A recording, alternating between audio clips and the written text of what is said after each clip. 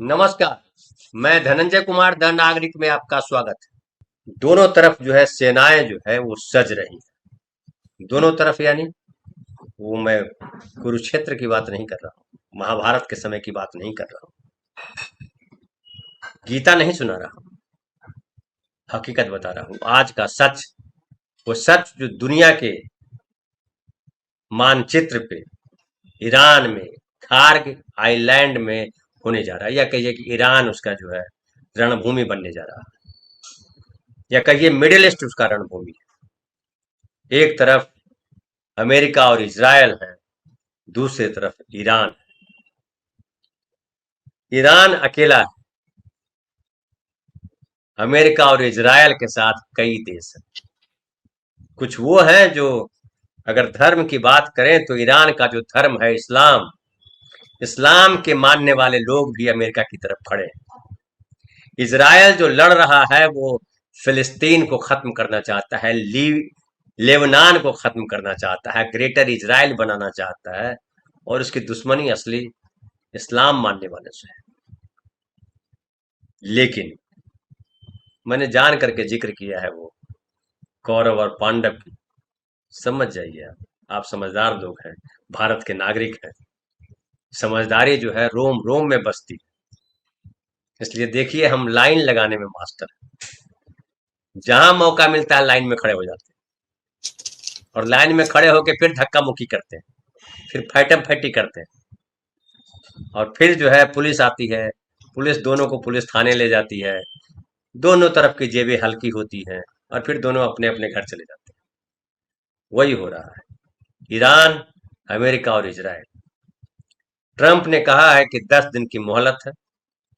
पहले 5 दिन की मोहलत दी थी, अब 10 दिन की मोहलत दी है, और 10 दिन की मोहलत के बाद वो युद्ध होगा जिसकी ईरान ने कल्पना नहीं की है।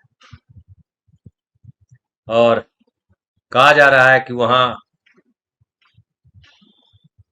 अमेरिका मिडिल ईस्ट में करीब 10,000 और सैनिक भेजने पर विचार कर रहा है, और माना जा रहा है कि यह कदम किसी बड़े सैन्य ऑपरेशन की तैयारी हो सकता है। सुबह जो हमारे साथी साथ थे, हमने बताया था कि ट्रंप ने कहा कि यह युद्ध नहीं, सैनिकों के बीच का जो है टकराव, कन्फ्लिक्ट है, सैनिकों का कन्फ्लिक्ट है। और वॉल स्ट्रीट जर्नल की रिपोर्ट में कहा गया कि ये सैनिक पहले से मौजूद अमेरिकी सेना को और मजबूत करने के लिए भेजे जा सकते हैं। उन्हें ऐसे इलाकों में रखा जा सकता है जहां से ईरान के करीब सैन्य कार्रवाई की जा सके। और इस बीच अमेरिका, ईरान के एक अधिकारी ने भी चेतावनी दी है कि अगर अमेरिका ने जमीन से हमला किया तो हुती लड़ाकों को सक्रिय किया जा सकता है, और वे लाल सागर में जहाजों पर फिर से हमले शुरू कर सकते हैं। देखिए, आज 29वां दिन है युद्ध का, कल 30वां दिन है, 1 महीना पूरा।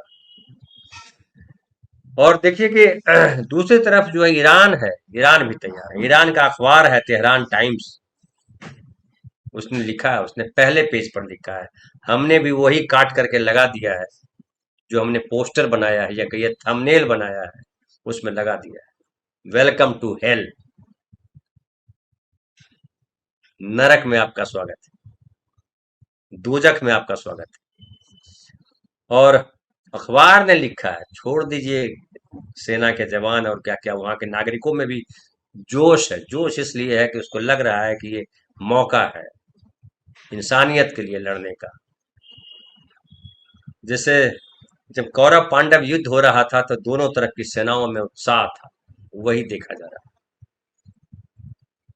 हम संजय की भूमिका में नहीं, क्योंकि हमारे पास वो दिव्य नेत्र नहीं। और देखिए, वो कह रहे हैं, अखबार में लिखा जा रहा कि अगर अमेरिकी सैनिक ईरान में ग्राउंड ऑपरेशन के लिए आए तो वे सिर्फ ताबूत में ही वापस जाएंगे। और लगातार युद्ध चल रहा है, अभी युद्ध रुका हुआ नहीं है। अमेरिका ने भले कहा है कि हम बातचीत जो है करें, और ये भी ट्रम्प ने कहा है कि ये जो ईरान है वो घुटनों पे आ गया है, सरेंडर कर गया है, माफी मांग रहा है, गिड़गिड़ा रहा है।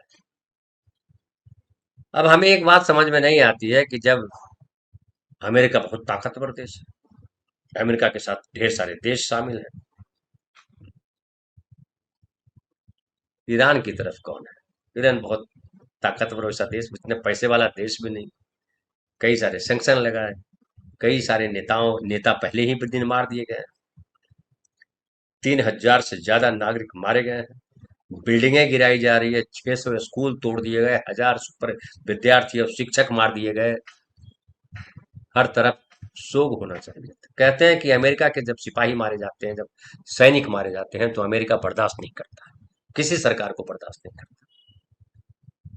और 13 सिपाहियों के मारे जाने के बाद कोई खबर नहीं आई, हालांकि कल भी खबर थी, आज भी खबर है कि उसके सैनिक हम घायल हुए।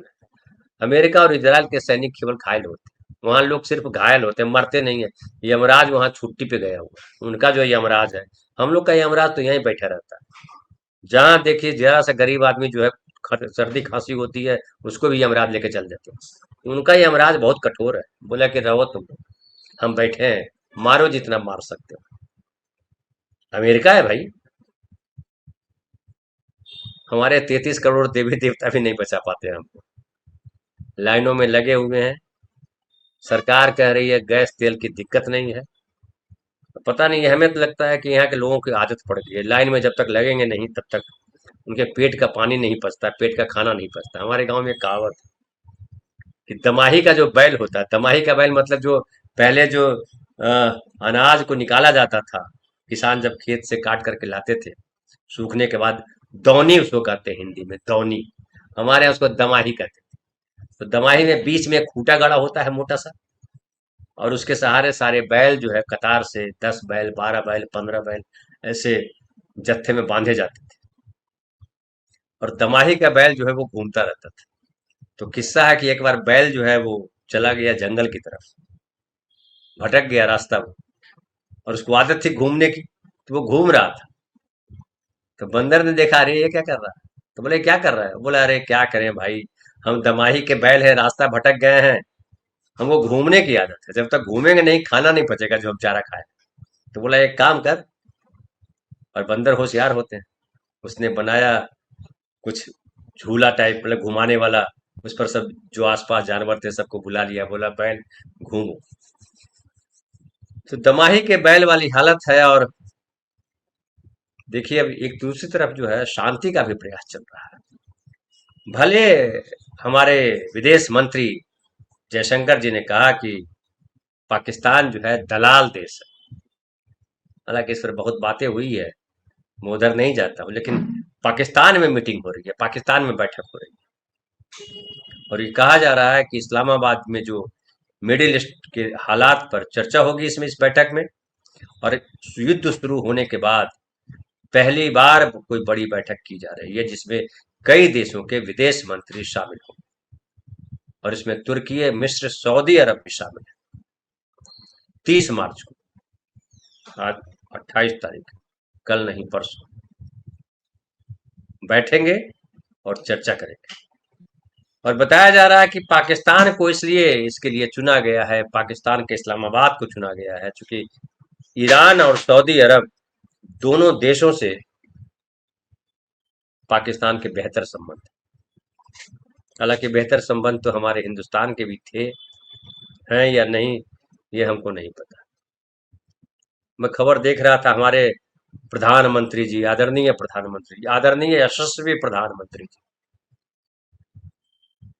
सऊदी क्राउन किंग से उन्होंने बात की, हालात जाने। तो सऊदी अरब से तो बड़ा गहरा संबंध है ही नरेंद्र मोदी जी का। ईरान से भी बढ़िया संबंध था हमारे देश का, अभी भी है। देखिए ईरान ने थैंक्स बोला है भारतीयों को, और वो भी अलग तस्वीर है जिसमें बच्चों ने गुल्लक भेजा है, और उस गुल्लक का बड़ा स्वागत किया। बाकायदा एक्स पर, ट्विटर पे उसने शुभकामना संदेश लिखा है। और भारतीयों के प्रति जो है, भारतीयों के प्रति इसको कहते हैं, क्या कहते हैं, सम्मान भेजा है, थैंक्स बोला है, धन्यवाद कहा है। तो भारतीय सरकार, भारत की सरकार अलग दिशा में है, लेकिन भारत के लोग, बड़ी संख्या में लोग, उसमें हम भी शामिल हैं। हमारा किसी से लेना देना नहीं, ना मुझे अमेरिका जाना है, ना सऊदी अरब जाना है, ना ईरान जाना है, लेकिन हम मानवीयता के पक्ष में हैं, हम अपने मित्रों के पक्ष में हैं। ईरान ने हमारा साथ दिया है। गटर में बैठे लोगों को नहीं पता है कि 1979 से पहले जो सरकार थी वो रजा पहलवी की सरकार थी, राजशाही थी, और वो पाकिस्तान की कठपुतली सरकार थी। उसी कठपुतली को फिर से ये अमेरिका की कठपुतली सरकार थी, पाकिस्तान की, अमेरिका फिर उसी को बिठाना चाहता है। तो ये है, और देखिए कि इसलिए पाकिस्तान जो है वो मीटिंग कर रहा है, और पाकिस्तान अचानक देखिए पूरे लाइमलाइट में। हालांकि मैं देख रहा हूँ एबीपी न्यूज पे चल रहा है कि ईरान युद्ध में चौधरी बनने चले शहबाज मुनीर, इधर कर्ज में डूबे पाकिस्तान ने आईएमएफ के सामने फिर फैला दिया कटोरा। क्या भाषा है भाई! आप मांगो तो वो सम्मान पूर्वक, आप जब वर्ल्ड बैंक से पैसे लाते हो, जब एशियन डेवलपमेंट बैंक से पैसे लाते हो, तो वो भीख नहीं होती। पाकिस्तान लाए तो भीख।